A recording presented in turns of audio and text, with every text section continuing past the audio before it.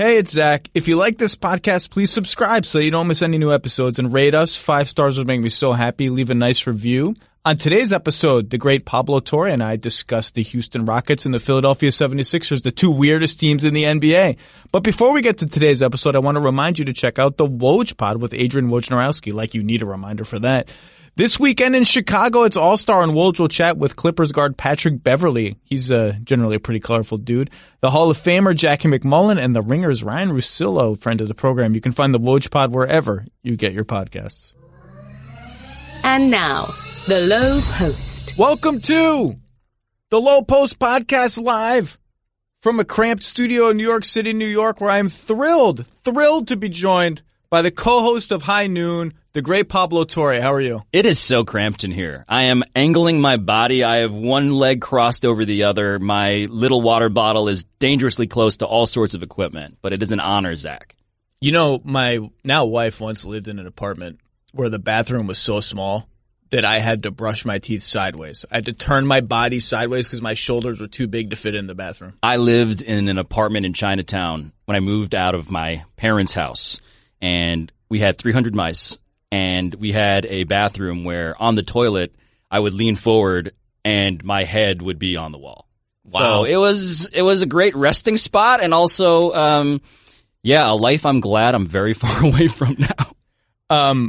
I thought that you would be a fun guest to have on because I want to talk about the two weirdest teams in the NBA and two teams that you have been you cover all sports. I don't know how you do that. I don't know how you do your job and get any sleep. Me neither. Yeah, I don't know. I don't know anything that's going on. The Super Bowl happened, and I was like, I know 2 guys in the game. That's it. I think I knew 2 guys.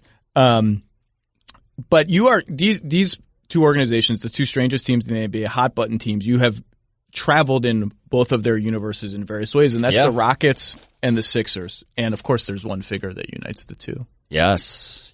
I mean, I have had Mountain Dew with Daryl Morey. Yeah.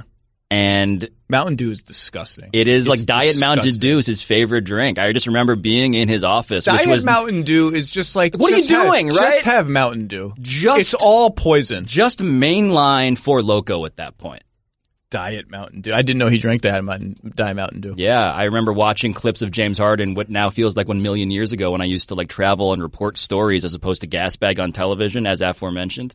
And yeah, Daryl kicking his feet up on a table, chugging Diet Mountain Dew. I gotta ask him just reveling in James Harden. I gotta ask him about that on the Anal Sloan podcast we do, which is, by the way, the single best time to get Daryl Morey on a podcast is 4 p.m. this Saturday of the Sloan conference when he is so worn out. I don't think he has any idea what he's saying, and he's liable to like say anything, and he knows it too. He's like, I don't know. Yeah, he's already like waved off so many kids with resumes, and now he's just grateful to have like a face who actually doesn't want a job from him. Yes, and he's totally worn out. Anyway, the Rockets and the Sixers, of course, Hinkie is the commonality between the two. Yes. A man you are close with. I had forgotten about this until right now. You are responsible for Trust the Process. I say that. Dan Le Batard repeats that. Tony Roden would have objections to it because I quoted him. He was sort of the first guy to sort of say it in a national media kind of setting. And yeah, the story I wrote for ESPN, which was now, almost a decade ago, 7 years ago. It kind of started from there, with all due respect to the Rights to Ricky Sanchez podcast and all the Sixers fandoms that I ended up becoming way too close with. It kind of started with that. I want to start with the Rockets, though, and I'm very interested in your take because you are not in the NBA bubble where I live, where this is like they don't have a center. Everybody's talking about this. My friend and former boss Bill Simmons like logged off of Twitter in a fit of anger the other night because this is so ridiculous. Like, what do you think? Like, do you like? Have you seen the Rockets without a center lately? What do you think? I love it. And I think the first thing, to be fair to Daryl and what they're doing, this was kind of born of necessity, right? Capella had the heel thing. Capella was not going to be playing. He was not going to be nearly as useful. And so it does feel like a necessity, injury is the mother of invention kind of thing. But I love that Mike D'Antoni gets to be his Mike D'Antoniist. And the fact that you get an offense where PJ Tucker is the center and Russell Westbrook has reached some state of self-actualization, and James Harden may be okay with it. All of that, to me, makes this a fascinating team to watch every time I turn on my television. I am a noted, by me, Westbrook. Skeptic is a little strong. I've always thought he's a little overrated. I didn't vote him MVP the year he won. I think he's a great player. This is my favorite version of Russell Westbrook ever. This is the best version of Russell. This is just straight on, I am going to the fucking rim and you cannot stop me. And you can play 10 feet off of me. I can still get by you. You can look like you have me, like there's a body between me and the rim, but I'm so explosive that help defender is going to creep in because they're scared of and like someone's going to go, I love this Russell Westbrook. This is so much fun. I was watching him take Anthony Davis one-on-one. And Anthony Davis, rightfully, was terrified. Like, what do you do? And that is Anthony Davis. That is the guy, the former guard who became an elongated center with all of the guard skills, seemed lost. And so Russell Westbrook, the fact that he is basically the big man. He's the big man. You know what he is? You know what he reminds me of when I watched him play with this new super small lineup? He reminds me of Giannis. Yes. Where they just, everyone plays off of him. People put centers on him like they do with Giannis and just invite him to come at them. And he's like, oh, then I will come at you. And the thing that infuriated me about Russ in the way that I'm sure it infuriated you was that Russell Westbrook was under some delusion that he was good at shooting threes in specific. And so the big... And not like the worst ever. Right. And not famously terrible. Not the guy who was raising questions about whether... Are his legs injured? Like, what is wrong with him? Why can't he shoot free throws? Why can't he shoot threes? And now finally, in this run of small ball, he's down to taking 1 or 2 a game. And to rewire Russell Westbrook, to re-incentivize Russell Westbrook, the most defiant human being maybe to have played basketball, the fact that it took this experiment to do it, he is uniting people who also had many doubts about him because, good Lord, I didn't think he could fucking do this. The other thing is, and what I would say to Bill, and I said to Bill in text, it's like it's not that different from how they were already playing.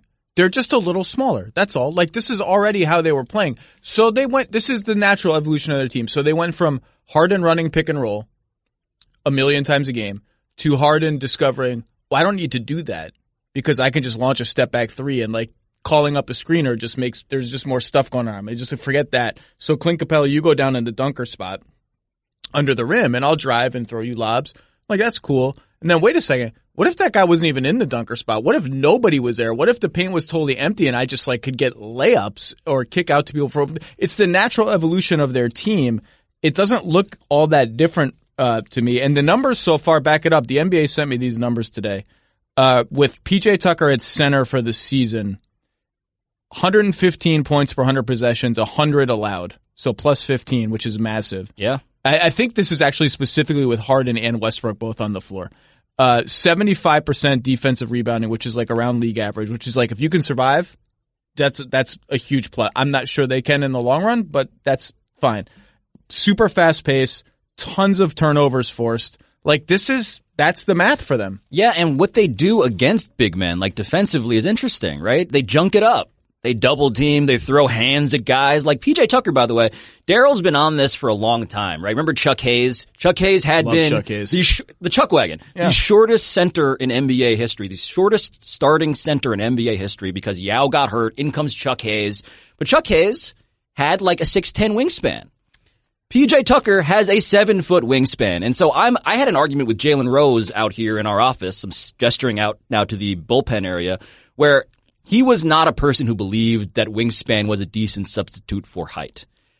I tend to be a guy who believes in that market inefficiency. And so even if PJ Tucker is now beating Chuck Hayes' record as shortest starting center, because I believe with the socks off, PJ got remeasured at 6'5", if he's putting his arms up and there's 7 feet of them, that tells me that maybe this isn't actually as big a deficiency as some may have seen just based on that Wikipedia number about height. Do you remember, did you watch wrestling as a kid? I did not watch nearly as much as my friends, and everybody in this business loved it. And so please continue, but I am not an expert in every once in a while there would be a big guy. Like King Kong Bundy was a big guy. A big, maybe a little bit fat guy. and you would be like, they would announce him as like 400 pounds, and he would face like a little guy, and the little guy would go to the other end of the ring and like rev up his engines and as fast as he can just run right into King Kong Bundy standing still and just bounce backwards. I think that would happen to me if I did that to PJ Tucker. And he's not fat. That's not, he's just like, I've never seen anybody move PJ Tucker. You can't prove to me that anyone has ever dislodged PJ Tucker. No, Steve Kerr said this last May, I think, when they played him in the playoffs. And I just heard Brad Stevens say this again when they beat the Celtics, who obviously small ballers themselves. He called the Rockets linebackers. There is a girth, a thickness to the Rockets that I think is missed when you just talk about height. Because PJ Tucker, man, on top of having like the finest shoe collection of any athlete going, he is a football player. Yeah, he does look like a football player. And by the way, I should say that Rikishi, shout out to him.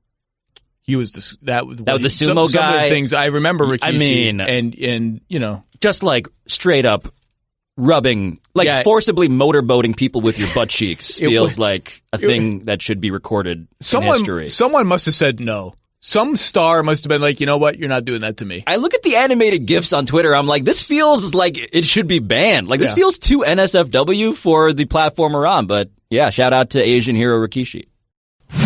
We've all had our fair share of sad breakfasts. Beige, plastic wrap, brick-shaped protein bars, day-old break room donuts, disgusting. Frozen breakfast trays, no way. Not our finest moments. But now that McChicken breakfast sandwiches are on the McDonald's breakfast menu, we should never go back to those old, sad breakfasts. The McDonald's McChicken is a breakfast worth getting up for. It's time to change your life for breakfast. Buttery, crispy McChicken biscuits and savory sweet chicken McGriddles, freshly prepared and now available nationwide, everywhere at McDonald's. That's how you wake up breakfast at participating McDonald's for a limited time. Sport Clips Haircuts makes it more convenient than ever to get a haircut. Introducing Amazon Alexa and Google Nest device online check-in. Enjoy features from Sport Clips website and mobile app check-in, but now with your voice. Save time by getting in line before heading to your favorite Sport Clips for your next haircut. Sport Clips, you choose the cut, they cut the weight. So the Celtics game you mentioned, I believe, was 2 nights ago. Their last game before the All-Star break was interesting on two fronts. Number one, they threw Cantor into the game and tried to post him up, which is a nice test case of like, okay, here's a guy whose primary skill set is mowing people over. Now, he's not Joel Embiid, but that's what Enes Kanter does. And he couldn't do anything. They doubled, they deflected outlet, they dared him to beat them with passing, and he couldn't do it. And then Enes Kanter was out of the game. Well, that's nice. That's a feather in their cap. They're going to have to do that a lot. Then at the end of the game, and it was too late, the Celtics went small themselves. They played Walker, Smart, Hayward, Brown, Tatum. So 5 guards, 5 wings, whatever you want to call it. And that to me is the question for this, is like, this is all cool and Houston has the talent to make it work, but other teams, once they prepare for it and scout it, are going to, if they have the personnel, are going to be like, oh, we can just do that too. We don't have to play a center either.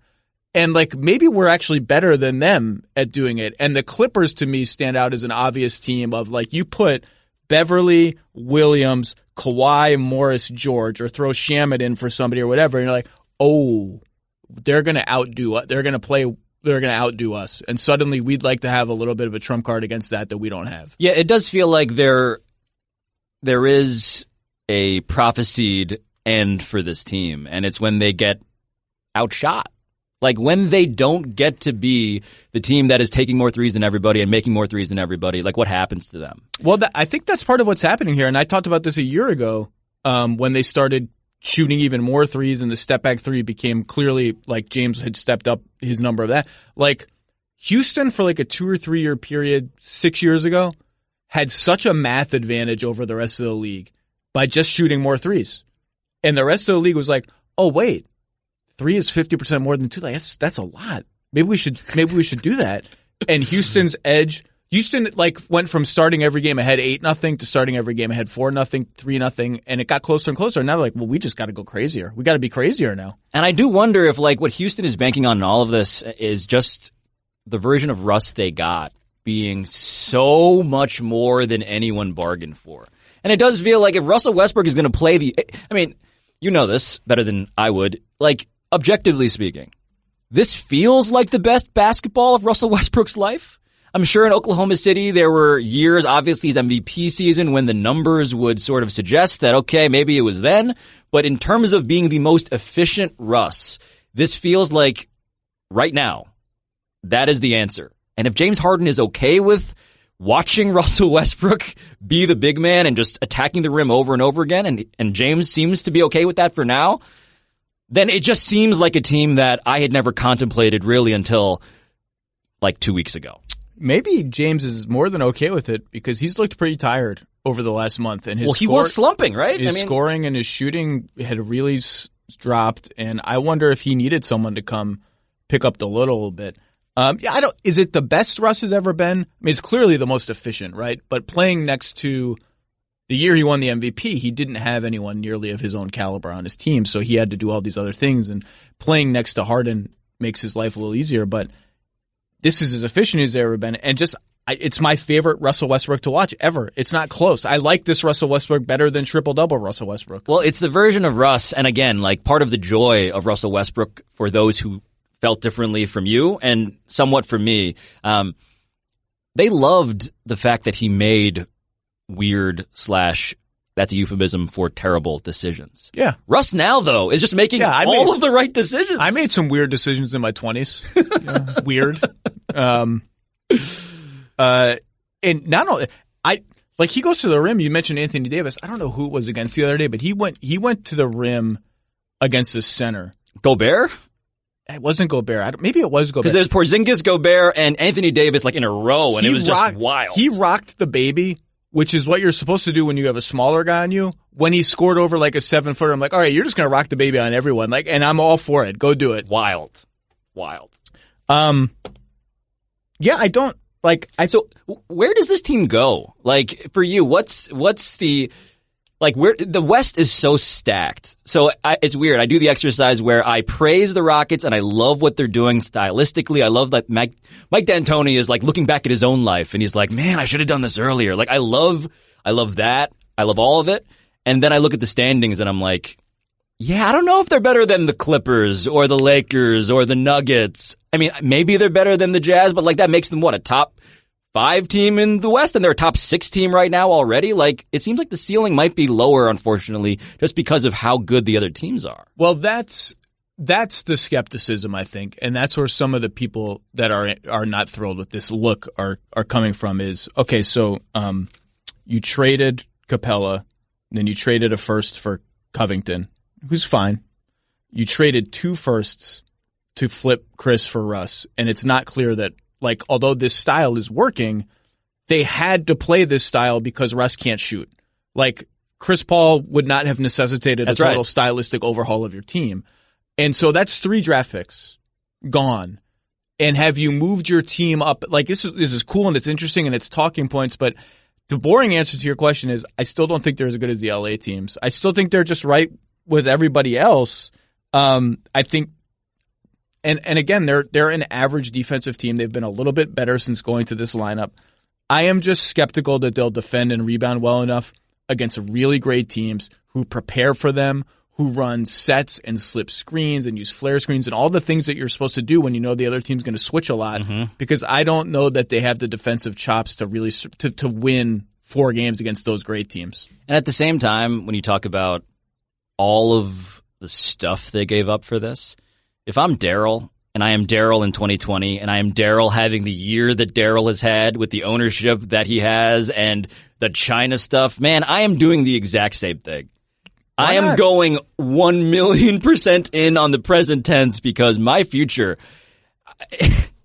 like I love Daryl, man, but if you told me that this is how it all ends, it would not surprise me. People with the Rockets have insisted to me that his job is not at stake. Or his job is not as at stake as we think it is because of the China thing. I don't think it should be at stake. I just have a hard time believing that. From a purely biggest picture, we're zooming out on the league and the business of the league. I just can't see that. I agree with you.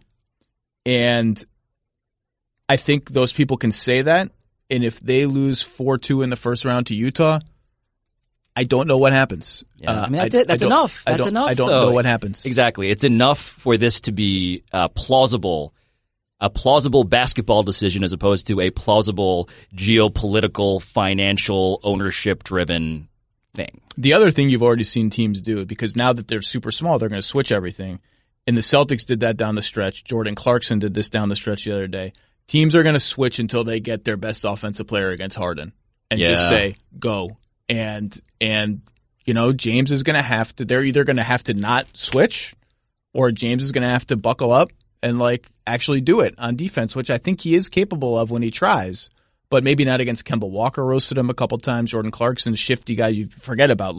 Once it's Kawhi, you're toast. But the thing you mentioned, that James has looked tired, that's worrisome. The whole point of getting all of these guys, when it was Chris, when it was Russ, the whole point was to keep him fresh for the postseason. And no evidence exists right now that the version of James Harden that we'll get come April, May, June will be the rested, optimal James Harden. Well, and that's the other thing is is this sustainable? This is a big strain on some of these guys to guard up a position. And maybe it's not that much of a strain, but it's something. And D'Antoni doesn't play a super deep rotation ever. No. Before we talk about the Sixers, who conveniently made their own big lineup change this week, let's pivot to. I said to you that you needed to because it's All-Star. Okay, so we have to talk about All-Star. Yes. So question number one. They're doing the thing for the All-Star game now where after 3 quarters, each of which has been its own independent game. I can't wait for you to try to explain this right now. Okay, so I'm going to. All right? No pressure. Maybe not in TV soundbite time, but I'll do my best. Each quarter is its own game. Erase the scores. But then after 3 quarters, the scores come back. Yep. Cumulative score comes back. You add 24 to the leading team score because 24 is Kobe's number. R.I.P. So if the leading team has 120, you put 144 up on the scoreboard. First team to 144 wins. Now this sounds complicated. Your hands, the degree to which you have been raising your hands like PJ Tucker in the lane, getting all of your wingspan indicates that this is complex, but you've done a very good job. See, I think it sounds complex, and when the game happens and they put that score up, everyone's going to say, oh, they're just playing to that? That's pretty simple. That's not hard to understand. I like it. I'm all for it. I think fans are going to like it. They use this ending. It's called the Elam ending in the basketball tournament, which is the winner take all thing. It was a huge hit.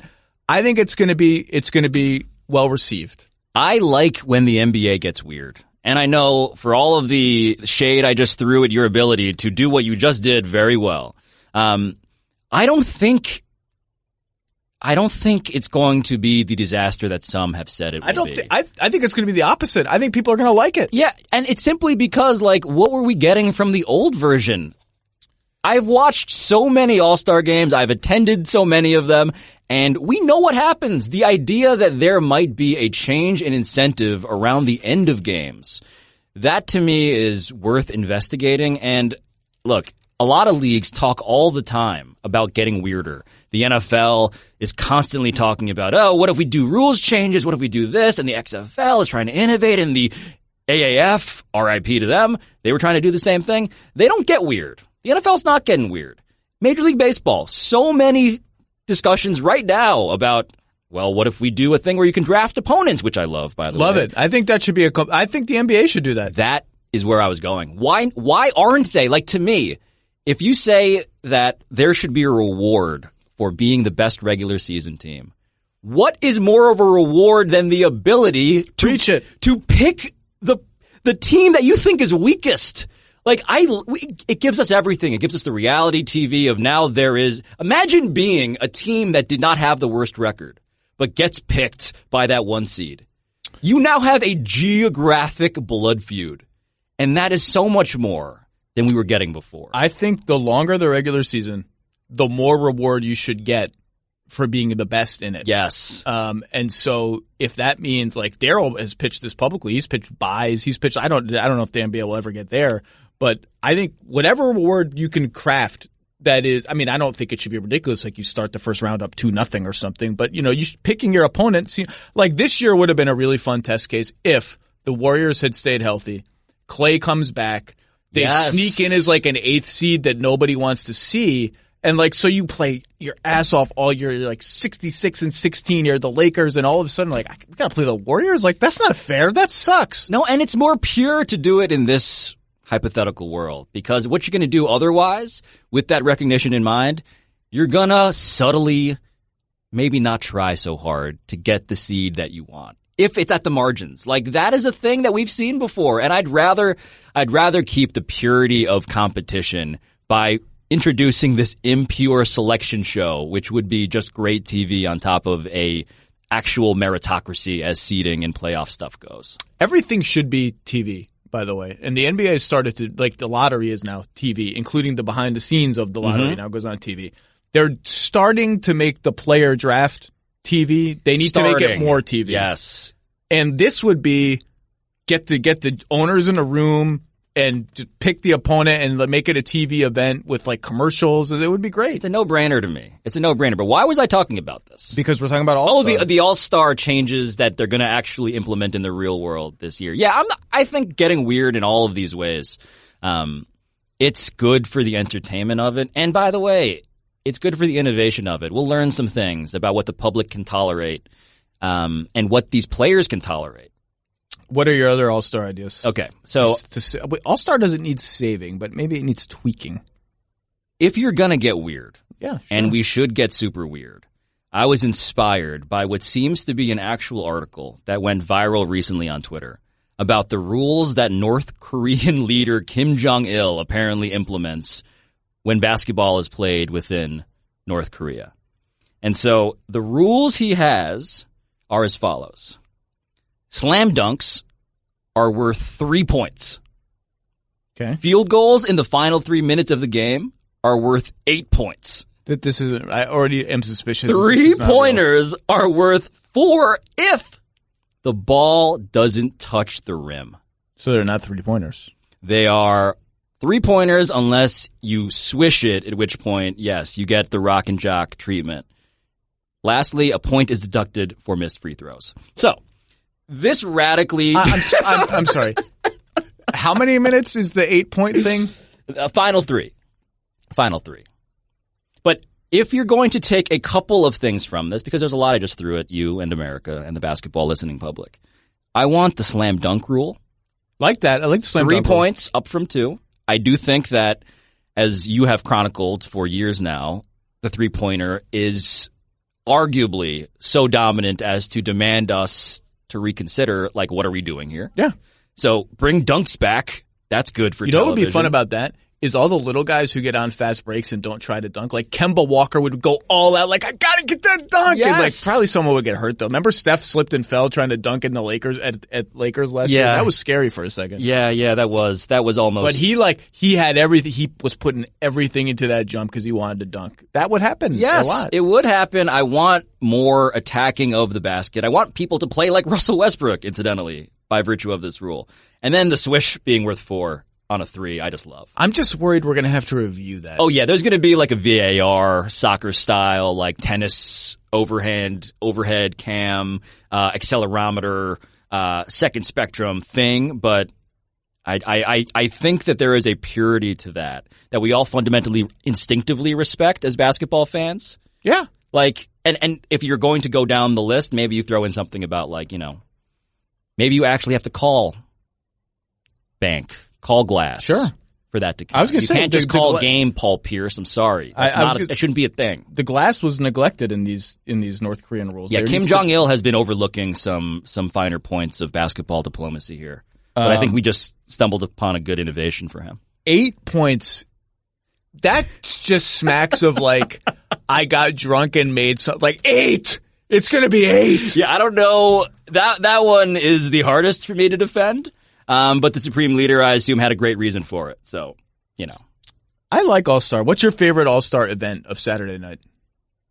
So, I went to the Zach LaVine, Aaron Gordon dunk contest, which was... Which one? Which was, well... Toronto? Toronto. Minus 20 degrees. Groupies not nearly having invested in the parkas required to wait outside. Just that should have been a New York Times like photojournalism like gallery. Just like the humans who were waiting in minus 20 degree wind chill, not in the tunnels, but outside all of these clubs where the players and everybody else was partying. We're partying. But no, that dunk contest, man. Like I just love the dunk contest. As much as I appreciate all of the other absurdity, it's that. If you give me a good dunk contest, there is nothing more memorable than that. It is the if, though. Like, the three-point shootout is always good. It's always fast. The dunk contest always has these, like, he just missed 7 times, and I'm still watching him try to do this. The floor on the dunk contest is the lowest of all of them. Ceiling is highest, though. Ceiling is so high. When you had Aaron Gordon putting the ball underneath both of his legs and the mascot was involved for some tangential reason, like, and he loses. I mean, I'm still an Aaron Gordon truther from that dunk contest myself, even though Zach LaVine did put the ball between his legs from the free throw line. I think Zach LaVine is the best dunker since Vince Carter. I think he looks so freaking cool when he dunks. I like that he's not doing it. He's not doing it, right? I don't think so. I think he took a stand of, like, if I'm not an all-star, I'm not going to do a dunk contest. Sorry. What are you excited for? I like the three-point shootout. Who's in the dunk contest? I mean, Derek Jones. Dwight. I'm not excited for that. Right? I'm, like, aggressively unexcited for that. Because it's going to be corny. Everything Dwight does is super corny. Yeah, Dwight is going to he has gotten already to the point where he's going to heat check himself. Where he's like, I'm likable again. It's time for me to give people some old-fashioned Dwight. And it is going to be, as corny as you described. I'm not excited for the Rising Stars Challenge, which I have not watched 1 second of in about 10 years. No. I mean, but here's the thing about the Rising Stars Challenge this year. That's where we'll see Ja Morant.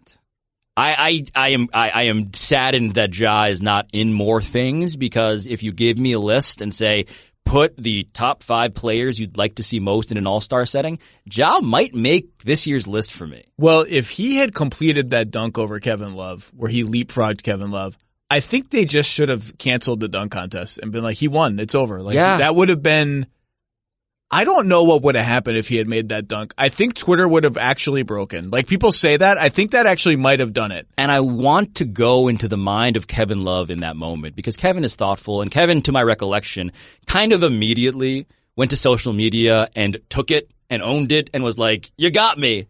But there must have been some calculation of, like, do I just delete all of my accounts? Do I leave the internet? I think you might have to if that happens to you. It's actually not funny. Frederick Weiss is like a very not funny story since the Vince Carter dunk. That's right. No, he went home to Europe and is living a life full of personal turmoil, and that's the best dunk ever. Oh, no question. That dunk is like, you literally can't believe a human being did that. No, because we have seen this year, we've seen in college, I think in high school, we've been doing them on the show. There have been guys who've done that dunk, except it's not over a guy who's over 7 feet tall in the Olympics. And knows how to play basketball. And is, like, plausibly actually a professional basketball player. Knicks. God. I don't want to talk about the Knicks. Wait, first off, were you around this office when Steve Stout was here? No. Oh my Lord. I came in after he had left, and I came into a buzzing office of just like, Max Kellerman just went Frost Nixon on Steve Stout. My only thing I will say is this. Be careful clowning on the Knicks, because it's going to turn at some point. Okay, all it takes is some luck in the lottery, and then, which they decidedly did not have last year, and then they have a franchise player. I think that's what it's going to take. All this magical stuff is not working. So free agents, you're not counting on any of that to materialize. They already just, like, demoted the guy who came on here to talk about free agents. I'm not discounting it, because it only takes one guy, and I think they had a shot before things went haywire last year. But it's just like, but if they get lucky in the draft, all your clowning goes away. The second thing is, it's like really not that hard to be a normal team. It really shouldn't be this hard. Like, I like Richard Jefferson says some joke about not wanting to sign with the Knicks. In my inbox, statement from New York Knicks chairman James Dolan. Steve Stout comes on here and says some stuff about, like, the coach is already fired. We're going to have a new coach here, blah, blah, blah. Statement from the New York Knicks. Statement from Steve Stout. Like, it's just not that hard to have statement from the New York Knicks not appear in my email box, like, on a bi-weekly basis. Like, it's not that hard. When I was watching Steve Stout, it reminded me of a cable news surrogate for a politician. It reminded me of a guy who was thrown out there on a losing mission and at the same time was not prepared for the amount of questioning that it turns out you legally, per the strictures of the NBA, can't answer, and also, like, can't defend. Like, good luck being the voice of Jim Dolan in public. Just like the job of being PR guy for the Knicks, there is not just a number you could pay me. Well, actually there is. I would do it for $50 million. But short of that, probably, like, nah, that seems like a death sentence. Just don't do it. When's the last time you saw the Grizzlies send out anyone to do anything but the mandatory, like, we just made a trade, our GM has to talk interviews? Like, it doesn't happen. Just don't do it. Anyone who travels frequently knows how tiring it can be. Whether you're on business or on vacation, a 5-Hour Energy shot can help you stay alert and energized wherever you may be headed. 5-Hour Energy helps you get through your crazy on-the-go life. 0 sugar, 4 calories, and a convenient portable size. 5-Hour Energy is the perfect pick-me-up for busy, hardworking people. And now it comes in 2 great extra-strength tropical tastes, strawberry banana and tropical burst. Ooh. They are delicious and can take you to a tropical on-the-go experience. Try them both and then go online to shop. The number 5hourenergy.com and use the code LOWE, L-O-W-E, my last name, the name of this podcast, to receive a one-time offer of 10% off your order. That's not nothing. Go to shop5hourenergy.com, use the code LOWE, receive a one-time offer of 10% off. 5-Hour Energy, energy on the go. Okay, let's talk about the Sixers. Yes. God, I love the Sixers. I am obsessed with the Sixers. I love them. Absolutely obsessed with the Sixers. Sometimes hate them because I love them so much, but yes. I just can't stop thinking about this. In my life, the things I think about go daughter, wife, Sixers. Like it's really that order. And so this week the Sixers, to the delight of some of their hardcore fans, decided that Al Horford was now their 6th man, and they are going to start someone in place of Al Horford. In game 1 of this experiment, it was Furkan Korkmaz, who came in red hot and has turned into a very good NBA player. And then in half number 2, because Furkan Korkmaz stunk in half number 1, 0 points. It was Glenn Robinson III, who isn't good, and it will not be that person. I am rooting for it to be Matisse Thybulle. Yes. And by the way, I bet at some point it will be Horford again. But just some numbers for you. Their starting lineup for most of the season, the one they want to use, so Richardson, Simmons, Harris, Embiid, Horford, 105.6 points per 100 possession. That would rank 29th in the league. 29th, that's bad. 97.1 points allowed. That would rank 1st. That's good. Wow. Isolate just Simmons, Embiid, and Horford altogether, 99 points per 100 possessions, which is just like you stink. But 97 allowed, which is like, you're awesome. So the foundation of something interesting. I just can't give up on the Sixers because the foundation of such a good defense is there. They haven't been healthy together for the whole year. And I think this decision is really interesting on like 9,000 different levels. What do you think? I can't give up on the Sixers, and I specifically can't give up. And I know many people that I respect, but I will not name check at this moment. Bomani Jones, Ryan Russillo, excuse me. They want to break this team up. Why? Why break up Joel Embiid and Ben Simmons, Zach Lowe, when last year they won 50 games and they were a bounce away from taking the NBA champions into overtime? Why give up on Ben Simmons and Joel Embiid as a plausible combination when the year before that they won 50 games, top 3 team in the East? The idea that these guys can't fit together is a farce to me because we've seen it, and can they get better together? There's no question. But the whole Jimmy Butler experiment, which I mourn to this day because I hated when Jimmy didn't get the 5th year from Philly, and that seems to be at the root of so many of the on-court and psychological things afflicting Joel Embiid right now. It just seems like we're denying a certain reality that this is not a thing we should abort right now. So I am furious with the national media in the way that the MSM talks about this, but I'm also legitimately hopeful that getting Al Horford the out of the starting lineup is going to really open up some things, as we saw in the one-game sample against the team that we all think in the Clippers can actually make an NBA Finals. Why did it take 50 games, Zach? Why did it take 50 games for this to happen? Well, because you paid Al Horford $110 million, and you did that. Oh, right. Right. You did that for him to start, and you. I think the Sixers got a little too cute. However, like Al Horford.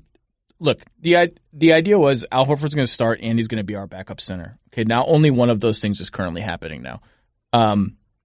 And the Sixers will defend this by saying, well, he's still going to play 25, 26 minutes a game. That's what we're paying him for. That's fine. I get that. And he closed the game alongside Embiid the other night. He did.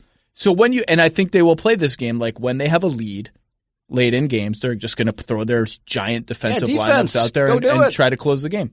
But like what happens in the playoffs when Embiid is playing 38 minutes? Can you still get 25 minutes out of Horford? Because if you can't, your asset allocation has not been good. I think this change, I don't think it will be a cure-all, but I think it is for sure worth giving a long chance to. Because you saw it already, like Embiid posts up, Simmons is the only guy near the paint. Sometimes there's two guys in the opposite dunker spot. There's nowhere else for him to go. It looked a little cleaner to me. And to your point about Ben and Joel, I disagree with you. I don't think it's a farce. However, Ben not shooting is a problem.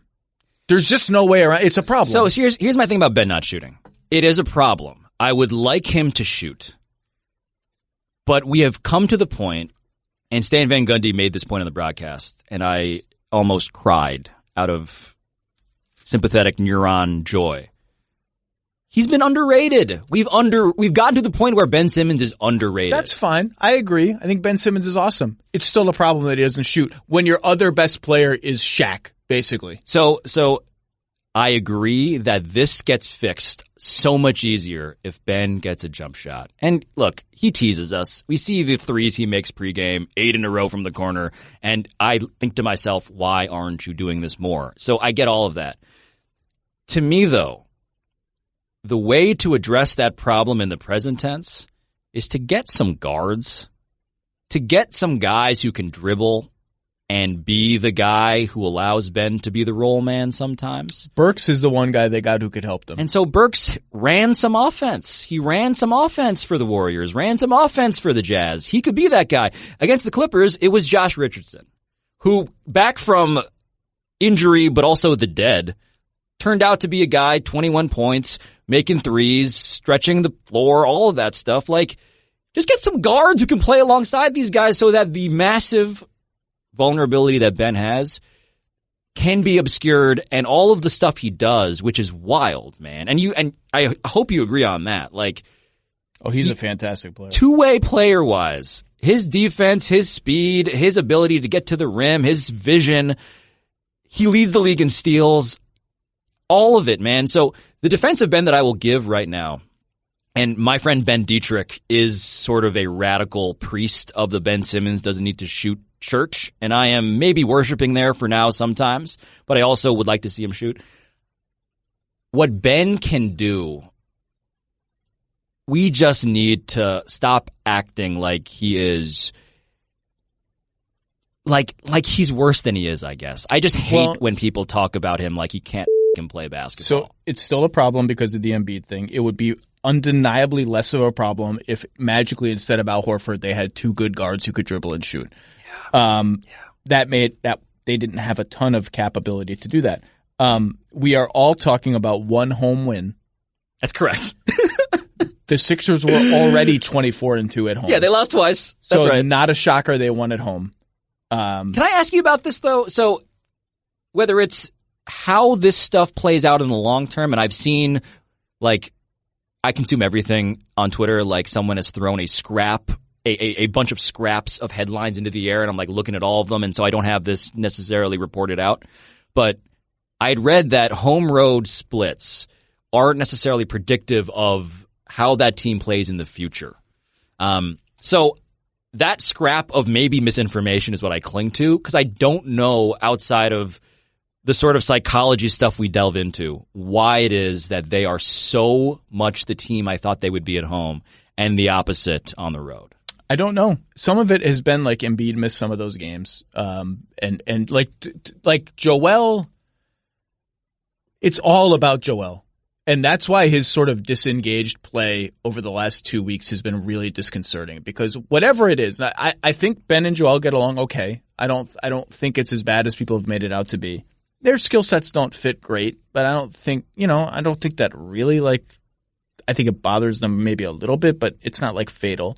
But if it's just not working and it's just not working and it's just not working, inevitably just sort of by inertia, you get frustrated. You get frustrated with your surroundings. And maybe that was happening. I don't know. But they're pouty. They get pouty. And Joel has been pouty. And it is all about, if they hit their ceiling, it's because Joel Embiid will be the best player in every playoff series that they play. I agree. I fully agree with that. He is the best defensive player in the NBA. He is an absolute monster force. He is capable of having efficient, brutal offensive games that they're going to need from him. And he's a good enough three-point shooter that he's going to have games where that works. It will be whatever they have to do to get that Joel Embiid, that's what they need to do. Yeah, I hate parroting Barkley and Shaq on this topic because they are like the Statler and Waldorf of American culture. Yeah, and me too. Beloved curmudgeons. Beloved curmudgeons who also get to be the voting block on who is tough and who is not, who is mentally strong and who is mentally weak, who is soft and who is not soft. And so I will admit, when I see Joel Embiid, again, one game sample, completely right. Bomani reminds me about this all the time. When we saw against the Clippers, Joel Embiid play Montrezl Harrell off the floor because he was just sealing and posting up underneath the rim and Ben would drop, he would airmail that pass in, and no one could stop Joel Embiid. It does make me parrot Barkley and Shaq and think to myself, why the aren't you doing this every possible time? And I know it's hard, and I know it takes more than me just saying it, but it does have to do with that motor and that desire and that idea that, hey, sometimes, man, you are pouting way too much. And I will admit to this. I don't think these guys are mentally weak. I don't think they're soft, but I do think that the idea of ego gets in the way, which is not surprising if you're 25 or 23, as it is for Ben and Joel. But I would love it if they stopped at least giving the appearance of constantly subtweeting each other at press conferences. I don't think, do they give that appearance? I don't watch the Sixers press conferences. Yeah, there was just a scrum this week where it was Joel is complaining about spacing. And but Joel's been saying that. Joel has been saying for a year, I don't want to shoot threes. If I have to, I will. Is that it's subtweeting, but it's also Ben is not going to shoot. He's just not. He's going to be in the dunker spot all the time. There's only so much territory on the floor. I just think that's an acknowledgement of reality. Sorry, he's not shooting. Yeah, Brett Brown said publicly, I want him to shoot one a game. He won't even shoot one a month. Just shoot. So for you, where are we on Brett Brown? I think Brett's a good coach. I think this is a big year for him, as last year was. But I think he's he's become a radioactive figure in Sixers land. I think maybe this move took a little too long, but Al Horford is not a dude you just bring off the bench lightly. That's a hard move to make. That's fair. So maybe that took too long, and is it his fault that Ben won't shoot? I mean, I'm not sure what he's supposed to do. Is it Elton Brand's fault that Ben won't shoot? I mean, they've all been in his ear. They've all been talking to him. They can't physically give him a hook on the bench and have him drag Ben to the corner or something. I don't know what he's supposed to do. And I rarely hear the Brett Brown critics, and a lot of criticism is fair. They had an out-of-time outplay the other night go really bad. And that's happened a lot in the Brett Brown era. 5-second violations, this and that. I rarely hear what is the structure that you wish to implement that is realistic? Yeah, I don't kill Brett Brown as much as other people do. I think Brett Brown is a good coach myself. I don't think he's the problem. If I were to rank the problems on this team, I would say it goes, number one, the front office. Because the front office, and I now realize that I said on this podcast that I like things getting weird. This team is constructed way too weirdly. Well, I'll tell you where it all stems from. Where does the lack of guards stem from? Is it because Elton Brand is now John Elway, where John Elway just drafts quarterbacks who remind him of John Elway? Is that what he does? That's what he does. He drafts tall quarterbacks who are all terrible. Is Elton Brand just drafting a series No, of bizarro Elton Brands? Like what? Where does this start? They just drafted Thibault, which looks like a home run. I do love Thibault. When this office is sealed off, if he were standing outside, he would still find a way to reach in here and steal my phone. Thibault and Simmons together. It's frightening. It's like watching two velociraptors hunt. I was at a Nets game like a month ago where they were like, and Embiid didn't play, and the two of them played together a lot, and they were like at full throttle. And I was on press row, like sweating in sympathy with like poor Joe Harris, who just can't even see. Like these four arms are all around me.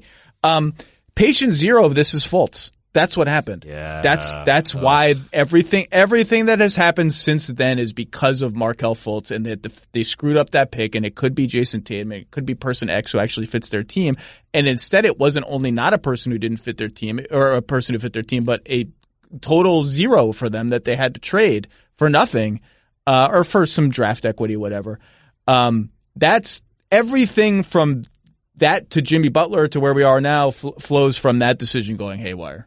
And that's on the front office, the previous one, but still. Yeah, that's fair. I did see a photo recently of Fultz and Simmons and Embiid and Robert Covington, and my heart fluttered.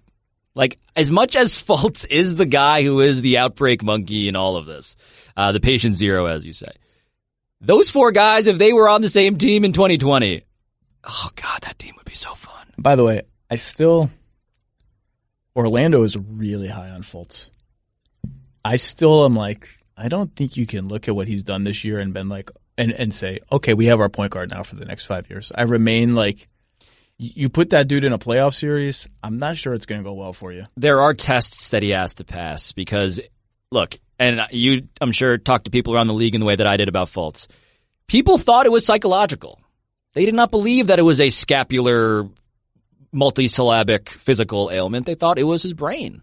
And I have done enough reporting around like sports psychiatry, sports psychology, where I kind of know, look, it's all one tank. Everything gets thrown in there. It's not like you can separate, it's performance anxiety and not this other stuff. No, it kind of is everything. But if it's more physical in the end than it is mental, I still need to see him do it under the most pressure available. Well, and I think that also applies to Ben Simmons. And you're even a greater Simmons optimist than I am. I think Ben is an awesome player and really, really good. You are even maybe 5% higher than that. He shrunk in the playoffs last year. It was undeniable. Now, they had Butler, so they didn't need him to handle the ball as much and all that. But for large chunks of that Toronto series, he was not very visible. And they can no longer afford that happening. And so this playoffs is like this. All the stuff in the regular season is important. It matters, but that is what really matters. Yeah, and look, I will confess to this too. I remember Bomani and I went to go watch Sixers Celtics the year before that, so 2 years ago now. And yeah, Ben had that famous like pass to no one, that turnover against the Celtics, and I think Game 6. And I was furious. It just felt like he was nervous and not ready for that moment. So look, I am counting on his talent. I'm counting on the fact that fundamentally, the reason he's not shooting is because he knows that would be a worse version of him. I'm counting on the fact that Ben Simmons has actually the most self-awareness of anybody here, and is just like, look, you want me shooting 60% from the floor. You don't want me trying to be a plausible three-point threat midstream, and that he's going to do that and try it out next year. But I will admit that all of this is hypothetical. Well, and if this change can stick, and look, it sounds funny that the spacing is so much better because Horford is a good 3-point shooter. They got him because he's a good 3-point shooter and he can stand out there and space the floor. But it's still not quite his natural habitat. He sort of drifts, he scampers down into the paint. That's where he wants to be at least some of the time. With this new ecosystem, you saw them the other night.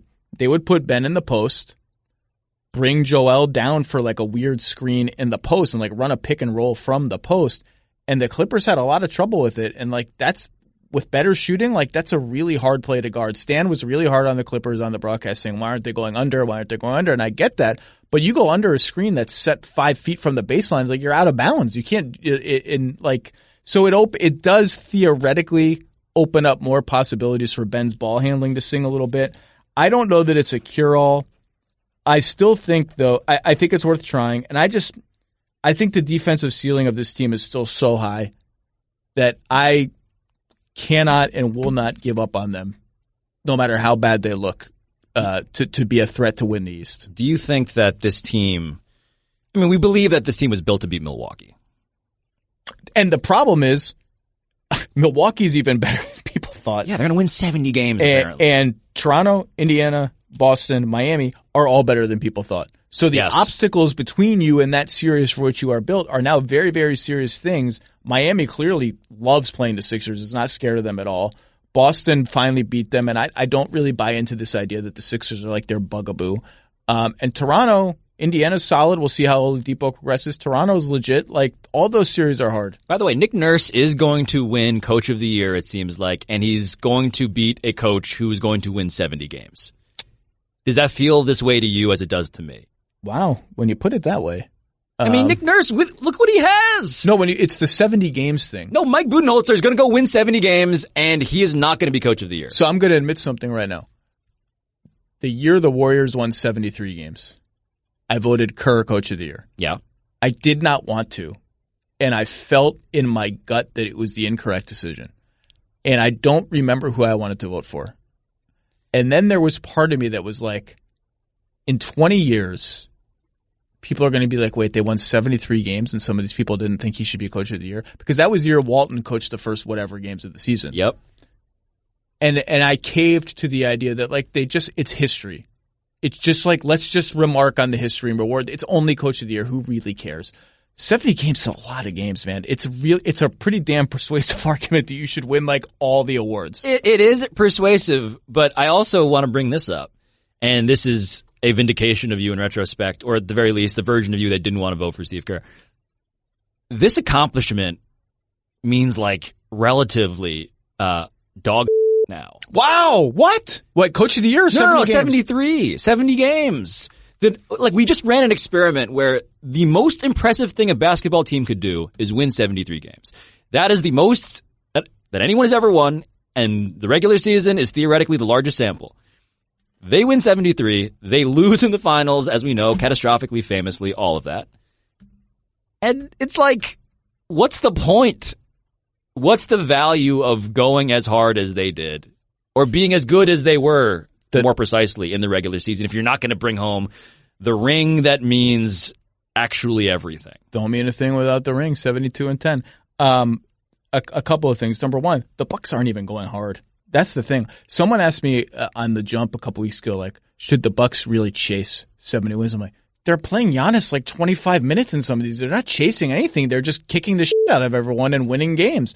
Number two, don't punch like multiple people or kick multiple people in the testicles, because that will imperil your 73 win season. Number three, and I love Draymond. Number three, I'm writing about the Raptors tomorrow in my Friday column. They're leading the column. And part of it is about how they just have this, like, they have a certain swagger to them and a certain confidence and intelligence that I think was augmented by winning the championship. I don't think you get exactly what they have without winning the championship. You can get close to it because some of those qualities are within them, but I don't think you get exactly what they have without the championship. Fred VanVleet is going to make how much money? Like, talk about guys who get the championship and become a new person. 15, 18. A lot of Van Vliet dollars. A lot of Van Vliet dollars. My point is, Milwaukee, having not won the title, is playing with some of that. Like, Middleton is playing out of his mind. Bledsoe is playing out of his mind. Lopez hasn't even hit shots this year, and it doesn't matter. They look like a team that, despite what has been viewed as a catastrophic 4-game collapse in the conference finals, despite the Supermax boogeyman hanging over their head, they look like a team that's really comfortable in their own skin, that's feeling themselves, but feeling themselves in a way that's not arrogant. It's not taking anything for granted. It's just like, we're even better than we thought. We're more connected than we thought because we've played together for a long time. This, like, they're playing with a certain something. I mean, it's obvious they're 46-8, but I watched them play and I'm like, they're better than last year. Like this, they're more confident. They're more comfortable in their own skin. There's something in there that's interesting. So Chris Middleton had like a casual 50-point game the other day, and Giannis was out, and so that enables him to do that. But look, every conversation around the NBA can be real complex, and then it can get real simple. And the question is, like, do you have enough talent at the top end? And is Chris Middleton enough? This guy, yes. The guy, Middleton, this season's version of Chris Middleton. Middleton and Bledsoe even more, play like this, and the Bucks are winning the East. The Bucks are winning the championship. They play like this, like Middleton's putting up, like you said, casual 50s, 50, 40, 90. Bledsoe shooting high 30s from three, playing with confidence, playing with aggression, playing with all the things that were sapped out of him when it mattered last year. They play like this, and they continue to get this kind of bench play. They are not going to lose. I think the skepticism is like, are those guys going to play like this? I think Middleton has a really good postseason history. Like sneakily, remember that 7-game series they lost against Boston 2 seasons ago? He was like bananas good. Bledsoe's the one, we got to see it. We got to see Brook make enough shots. Like there's some, we got to see it to them, but they look really good. Do you think that what the Raptors did and the Sixers did when they played to Giannis, that there are enough big men that can, like, do you see Giannis being reduced in the postseason and then Bledsoe and Middleton taken over? Is that how this goes? Because you have to focus on Giannis, right? That's the whole strategy for everybody going into the series. They will not take over. Most superstars do get reduced a little bit. Like that happens not infrequently. Kawhi is gone. So that's one guy gone that could give him a little trouble. That did give him a little trouble. Yeah. His jumper obviously is improved. The Embiid thing we'll see, right? Like they trounced them the last time they played after getting trounced by them on Christmas. And the Horford thing, as you indicated, was a lot about Giannis. Yes. Let's get another guy who guards Giannis. I think Giannis figured that one out. I don't think Giannis is worrying about Al Horford anymore after that Boston series last year, and I don't think that one's keeping him up at night. Simmons, I don't think he's worried about Simmons. I think Embiid worries is strong.